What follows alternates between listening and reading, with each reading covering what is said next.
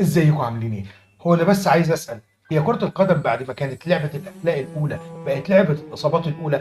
اللعيبة مالها يا جماعة؟ اللعيبة بقت تتعمد اصابة زمايلها بطريقة غريبة جدا، واصابات ايه؟ مش اصابة مثلا خبطة كدمة الكلام من ده جزع، لا ده اصابات تعجز، اصابات ممكن تخلي واحد من اللعيبة يبطل كرة اصلا. يعني شايفين في اللقطة اللي قدامنا اللاعب المصري بتاعنا مصطفى محمد، اللعيب واخده تحت باطه عايز ياخده سوبليكس ما تفهم ولا ايه، متنيل ب 60 نيله، ما ارتاحش لما خده ونزل بيه على الارض، لدرجه ان مصطفى محمد سند ايده على الارض واللعيب حاطط ايديه لغايه ما مصطفى محمد ايده اتكسر. الفكره كلها انا مش فاهم انت ماسكه الماسكه دي ليه؟ قبل كده لو نفتكر نفس الماسكه دي مسكها راموس لمحمد صلاح وعمل له خلع في الكتف. الفكره كلها ان اللعيب لما بيمسك الماسكه دي ويفضل مثبت في اللعيب بالطريقه دي وعارف انه هينزل بيه النزله دي، يا اما هيجي له كسر يا اما هيجي له خلع في الكتف، حاجه من الاثنين ملهاش تاني.